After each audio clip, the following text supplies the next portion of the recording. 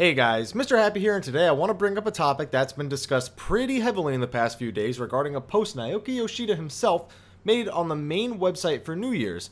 At its heart, it's a simple teaser of what's to come in the year of 2014, most specifically the PlayStation 4 release and a very slight teaser for patch 2.2, not really that much on the surface. However, a lot of people have been asking me what I think of some of the statements here, and I wanted to give it some proper attention since it's been asked so often already in the past couple of days. Keep in mind there might be some spoilers in this video, so if you haven't experienced the story of Final Fantasy XIV in its entirety yet, I recommend you stay a little bit cautious during the video. I don't think I revealed too much, but there are a few things where I have to use certain facts in order to develop the right theories. So just, if you're afraid of any spoilers at all, I'd turn away right now. So let's get right into this. The entire first half of the letter is just Yoshi-P letting us know what he is doing with his time off for the holiday, you know. He talks about the recent release of patch 2.1, he's thanking the community and letting people know what kind of content he's been doing since he got his time off. He even went as far as to make a sleeping joke about PvP. He's like, I'm putting people to sleep in the Wolf's Den, LOL. Gotta admit I didn't see that one coming. He then shifts his talk about the future, which is where people are, of course, immediately interested. You know, first starting with the PlayStation 4 beta test, which is scheduled for February 22nd. For anyone planning to try this out, just really quickly, especially current PS3 users, he says that unlike the beta test for the game's launch last year, players won't have to apply ahead of time for the PlayStation 4 beta. When it becomes available, you can just apply and jump right in. There's not going to be that whole huge selection process they did. And that's a relief considering how convoluted it really was up until, even during beta phase 4. With his excitement about the PS4 launch made clear, he moves on to the more exciting stuff with patch 2.2. Now at first, he doesn't tease much, and at least not much that we didn't know before. He reconfirms Leviathan as the star primal of the patch, as well as hints at a few new items, quests, and recipes. He also makes note to remind people that the Binding Coil of Bahamut's going to see quote-unquote new twists and turns, likely a play on words of each instance being called a turn in the Binding Coil. But none of this is what people were asking me. I do get the occasional, how many turns do you think there's going to be in 2.2, or what kind of fight do you think Leviathan's going to be questions, but since this post, I have gotten two major questions, and I've received, and in my opinion, this next line is really going to be the big one that I'm going to talk about, and that's, in case you were wondering, the key word for 2.2 is looking to be Maelstrom. So, let me answer this. What do I think that means? What do I think that key word really means? Well, I went back and just to make sure to cover my tracks, I looked at the history of the term, the way it's been used in previous Final Fantasies. It's actually been used as dark magic in a few things, and it's done HP percentage damage. And then I looked at the world of Final Fantasy XIV, and I was like, you know what, this is something that's so totally just related to Final Fantasy XIV. They're not looking and stretching into previous Final Fantasies for this one. At least I don't think they are. It seems like there's two major things to point out, and they both point directly from Final Fantasy XIV. And the first is pretty obvious, Leviathan himself. I mean, a Maelstrom is defined as, quote-unquote, a powerful whirlpool in a sea or river. This likely means that the area where we fight Leviathan deep within the Sahagin camp is going to be called the Maelstrom. Again, just a theory. I also considered the potential for it to be Leviathan's new signature attack, but I mean, I doubt that. After years of developing this primal Aeon, summon, whatever he's been since Final Fantasy first introduced him, I feel like they wouldn't abandon his famous terms like Tsunami or Tidal Wave for his strongest attack. So, prediction number one for me, the name of the battlefield where we fight Leviathan will be called the Maelstrom. Pretty simple. Now, this doesn't mean that I've ruled out other possibilities. Patch 2.2 will see additions to Beastman Tribe quests for both the Sahagin and the Kobolds, both of which are residents and enemies of Limsa Lominsa's Grand Company. Of course, there will be friendly Beastmen as part of that, but the Limsa Lominsa's Grand Company is called the Maelstrom. With that in mind, it's likely that Limsa Lominsa is going to be a busy place this patch, so this hint could lead towards the unfolding of a deeper story around Limsa Lominsa and its hardships.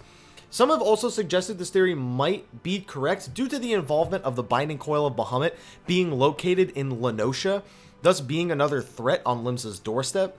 I find this not to be that likely though. If you do some exploring around the world, you'll find there are some other entrances and exits to the Binding Coil of Bahamut. I mean, it's pretty much suggested that the labyrinth stretches throughout the entire underground of Eorzea. This means that in 2.2, we'll likely see exploration in another entrance of the Binding Coil as opposed to the one that we're used to going through in Wineport. Most have suggested it's probably going to be either the barely out of reach entrance in the Burning Wall or the other barely out of reach entrance in the North Shroud. All of these hints likely point towards my first theory on the Maelstrom, but I'm not completely ruling this one out as a possibility as to why the Maelstrom is the key word for patch 2.2. Now, of course, I do expect the Maelstrom to be used in the title of the patch name. Well, I sort of expected. This could be any number of names, but the potential for the name of patch 2.2 being, patch 2.2, the Raging Maelstrom or something along those lines, it's completely possible. While it is possible, based on the next thing that Yoshi-P said, I don't think it's as likely that we're, just this little bit of this tidbit of information, the last bit of the New Year's teaser really makes me doubt that the word Maelstrom is going to be used in the actual patch name. So, after a quick reminder of next year's fan festivals, Yoshi-P reveals an image from the journal of Louis Soir that has made me more excited than both Leviathan and Coil combined. It reads the following: Lances of light herald the dawn, beckoning shadows deeper still. Splendor dances with shades, unsheathed a rime-kissed blade, spills crimson o'er fields of white. Now, in my eyes, every word of this entry screams the name of the fourth city-state of Eorzea, Ishgard. Ever since the game was first launched in 2010, players of Final Fantasy XI and brand new players to the series alike have had their heads wrapped around Ishgard, a city-state that's similar to Ul'dah, Limsa-Lominsa, and Gridania, but it's kept its gates shut as it does war with dragons. So when the development team first announced that during the course of A Realm Reborn, we would begin to experience the peoples and cultures of Ishgard until it eventually opened up to adventurers, everyone was pumped. A fourth city-state that would likely become the main hub for most players. We're excited, but we aren't expecting it to actually open until the expansion comes out. So, even though we're excited, we're realistic. They probably won't add a whole nother city for some time. Although after the changes they made to Mordona, you never really know. But reworking one area is a lot different than completely releasing another. Anyway, moving on. Now, with the changes to Coerthas, with it going from a mountain area in 1.0 to the snowy mountain battlefield area of 2.0, every word of this entry shouts Coerthas and Ishgard. I mean, look at it. Lance of Light likely refers to the dragoon origins of Ishgard. Rime-kissed blade would be swords that are frosted over with rime, probably signaling Coerthas. And of course, spills crimson o'er fields of white likely refers to the blood and death we're going to see around that city-state to the north, spilling over the fields of snow. Crimson or white, blood over snow. Pretty much the way I think most people would interpret it. To me, this means that it is likely that while we will deal with Leviathan as part of the main scenario quest, of course we are going to have a regular encounter with him through the main scenario quest, that our focus is actually going to be around gaining the trust of the Ishgardians so that Eorzea may truly be united as one. And then, I looked at that possibility, and I took it a step further. Now currently, the primal threat to Eorzea is one of the most prominent problems to date. Currently, Limsa-Lominsa is dealing with Leviathan and Titan, Ul'dah is dealing with Ifrit, and Gridania is dealing with the Sylphs and the Ixal. Although Garuda's lair is in Coerthas, the Ixal are more active in the Black Shroud, and they actually cause the most problems in the Black Shroud. So it's clear that every nation is busy dealing with their own primals, while Ishgard deals with their dragons. What threat could possibly bind Ishgard to the pleas of an alliance other than a primal threat of its own? This points to none other than everyone's favorite Ice Queen, Shiva. Shiva's presence has barely existed thus far in Final Fantasy XIV, other than a slight teaser almost a year ago in January of 2013, where the development team simply confirmed they were working on her model and artwork, which you can see on the screen right here. It was eventually revealed that her and her Beastman tribe were located to the north. It was also revealed that her Beastman tribe would be massive hulking beasts, which has led people to believe that the Gigas will eventually be her Beastman tribe, and that they're being drawn to the north. And there's actually some quest, I believe, somewhere in the game that actually suggests that the Gigas are somehow being drawn to the north by some unknown force, and that could very likely be Shiva, especially with that sort of detail. They're hulking beasts to the north. That sounds like Gigas, considering that's where the majority of them have begun to appear outside of places like Copperbell Mines. So we also knew that eventually she'd become a problem. With Ishgard devoting most of its resources to battling dragons, they would surely seek an alliance with Eorzea's other city-states to handle this common problem, right? Especially the Scions of the Seventh Dawn, who are now holed up in Mordona. That's what I think, at least. I mean, this questline will likely be the first of many towards Ishgard opening up its gates to the world, and while we may not break them this patch, we may find common ground in the primal thread of Shiva that ultimately leads us to gain access to the city. 2.3 and on, that is what I'm expecting. I really think, even though that's most likely a hint for 2.2, that it's definitely looking way to the future when it comes to Ishgard and us eventually gaining access to Ishgard. Now, I also dabbled in one other theory sparked by this, though I eventually dropped it. I do want to mention it here. I think I thought enough about it to just want to mention it. There's gonna be loose ends, and I'm sure you're gonna be able to find problems with it because I did. So anyway, I noticed there was a pattern to the locations of the primals in this game. You have Ifrit to the south, who is opposite of Shiva to the north. You have Leviathan to the west, opposite of Ramu to the east, and Garuda to the east, opposite of Titan to the west. These elements have clashed in previous Final Fantasies, especially Ifrit and Shiva, but there have been more than just these clashes, is the reason why I sort of dropped the subject. I was like, well, Ifrit strong against Shiva, and in most games, even though Shiva's ice, she's been strong in return against Ifrit. You have Leviathan against Ramu, you know, lightning is generally stronger than water. And then, of course, you have Titan and Garuda, where wind is generally stronger than earth. Of course, that's not entirely true, but that's exactly where the problem started relying. Even though Leviathan and Ifrit don't have this sort of big rivalry, water still beats fire in most Final Fantasy games, as far as I know.